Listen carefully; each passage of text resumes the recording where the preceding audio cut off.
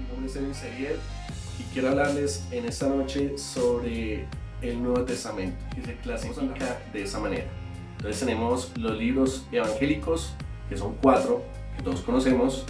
Tenemos el libro histórico, que habla de hechos, y tenemos también los libros de las epístolas, que son las epístolas paulinas y las epístolas de los apóstoles.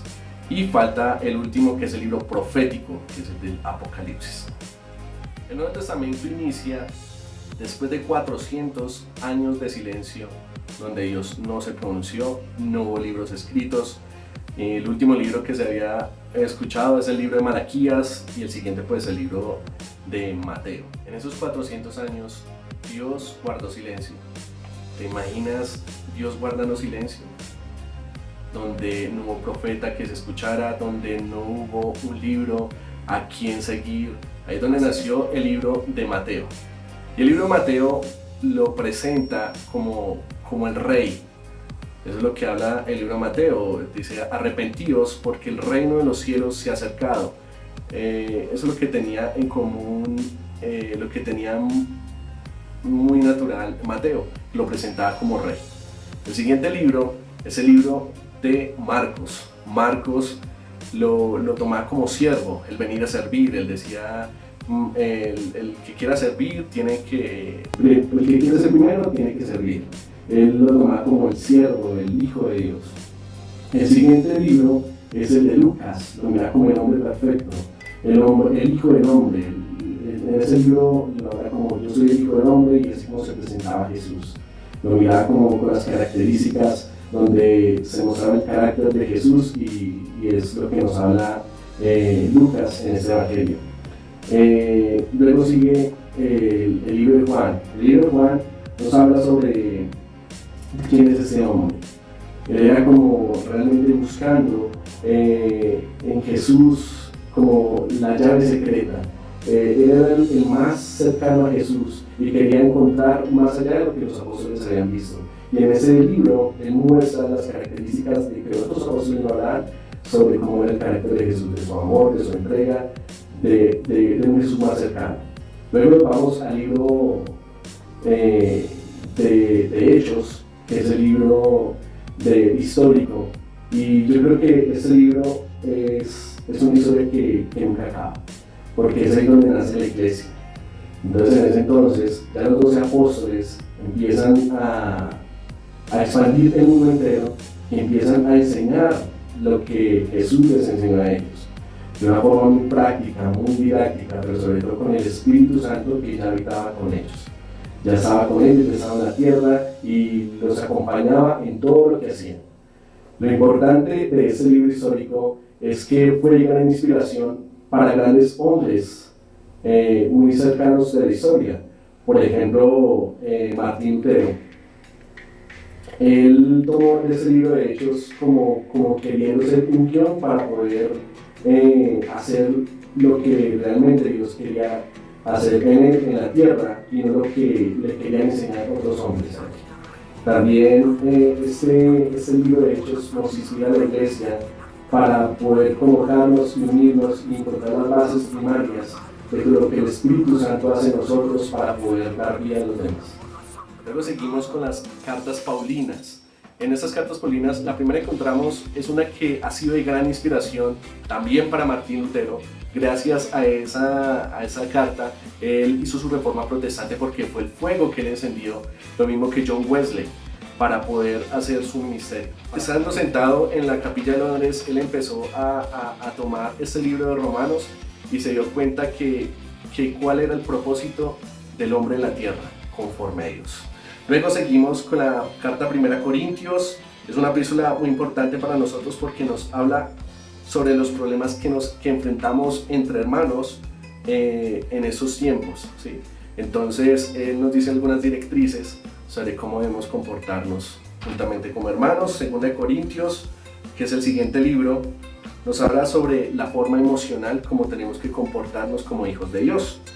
Luego sigue Gálatas, donde hay una parte muy fuerte que dice: no compartas con yugo desigual con los no creyentes. Es decir, en ese entonces hace más énfasis con tener celo de lo que nosotros podamos compartir con las demás personas que no nos conviene para nuestra integridad. Luego sigue a Efesios, el llamado a los santos.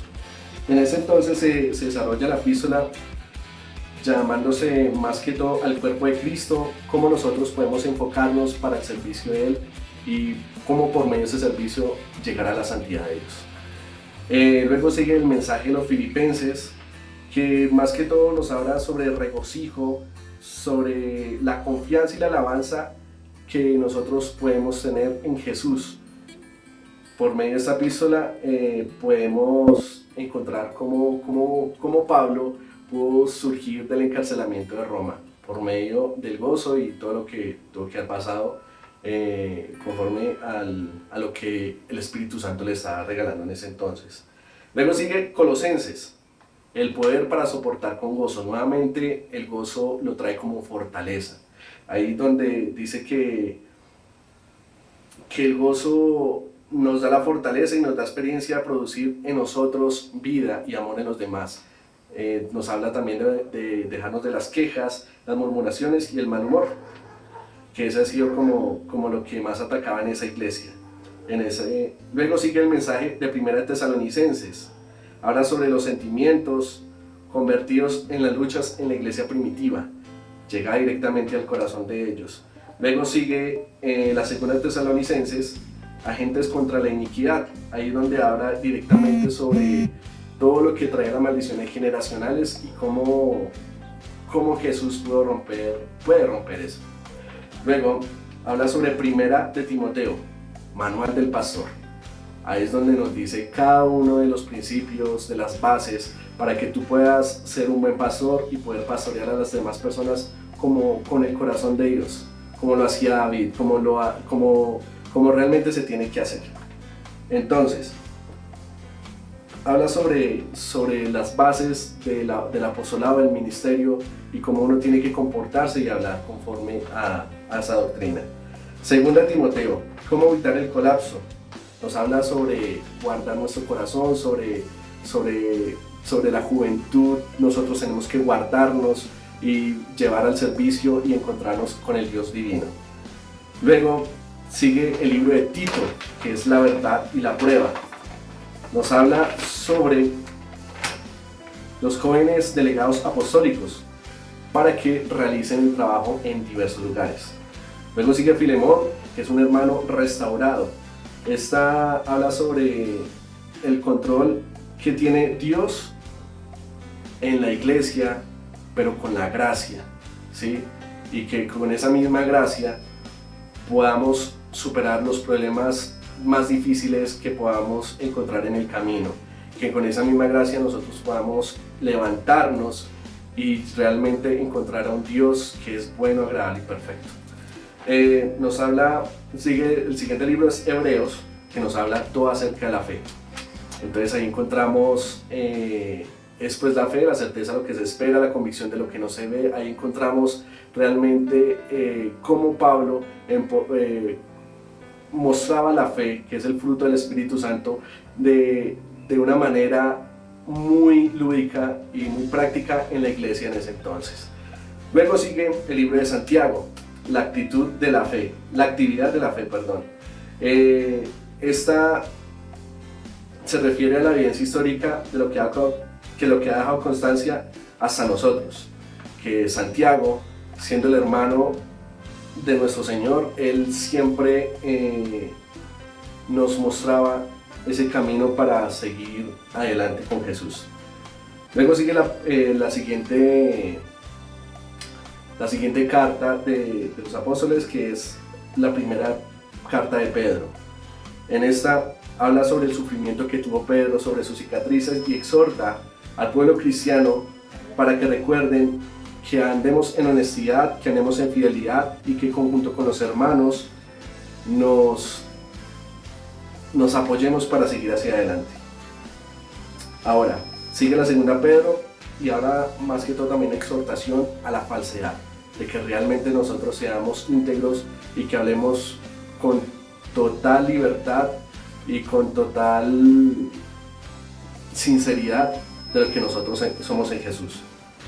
Luego sigue 1 de Juan. Entonces, habla sobre dejar la monotonía, ¿sí? Sobre llevar una vida cristiana que no tiene fruto, sobre algo que solamente hacían en esa iglesia, y era encontrar una religión o escuchar hablar a una persona sobre las doctrinas y no encontrarse realmente con Jesús. En esa epístola nos habla directamente sobre la comunión de Jesús con nosotros y nosotros con Él. La segunda habla sobre el equilibrio vital, que nosotros tenemos que estar en equilibrio, no solamente en nuestra prosperidad, sino también en alma, en cuerpo y en espíritu, en salud, en vida, en gozo, en toda la familia. Nos habla de un equilibrio y el equilibrio de Jesús. Luego seguimos con la tercera de Juan, que es el relato acerca de los 3 hombres. Y esta fue escrita, como voy a entender, a los verdaderos maestros que viajaban de un sitio a otro proclamando la palabra de Dios. Luego sigue Judas, que en este dice que es de gran ayuda para poder entender y responder sobre las distintas clases de iglesias que pueden existir y sobre cómo algunas de ellas no nos pueden llevar por el camino que nos conduce a la verdad. Habla de falsas doctrinas que se han propagado actualmente. Luego sigue la revelación de Jesucristo, que es uno de los motivos que se utilizan los símbolos en este libro. Es lo que vimos en estos tiempos, es lo que estamos esperando, como lo esperaban desde el libro de Malaquías, donde hubo un tiempo de silencio, donde hubo un tiempo donde Dios no se escuchaba, donde no hubo un libro, y en ese entonces estamos esperando porque todos querían, Él volverá, Él viene. Entonces es un libro de profecía, un libro donde estamos esperando sus profetas, sus profecías, y lo que estamos esperando en ese entonces. Ese es el libro de Apocalipsis. Es una ruta asombrosa, una ruta donde lo hablé generalmente, un panorama general, donde realmente tiene mucha riqueza cada uno de esos libros del Nuevo Testamento. Yo los invito a ustedes a que ustedes se lleven por ese río y que ustedes conozcan realmente el propósito de Dios que quiso tener a través de la historia en cada uno de esos libros y lo que nos quiere enseñar para esos tiempos. Cada una de esas epístolas, cada uno de esos libros quieren dar un mensaje importante para nosotros y para el mundo entero. Esta es la clase de Power Color Church en cuanto a libros del Nuevo Testamento, y lo más importante que quiero dejarles a ustedes es que ustedes se emocionen, se interesen, se apasionen por seguir escudriñando y llenándose más que sabiduría, sino de pasión por conocer lo que Jesús hace. Bueno, muchachos, ¿qué tal este viaje que nos llevó este historiador? Yo sé que es apasionante esa historia del Nuevo Testamento, hay mucho más que hablar de ello, y yo quiero que ustedes lo lleven esa actividad en su casa.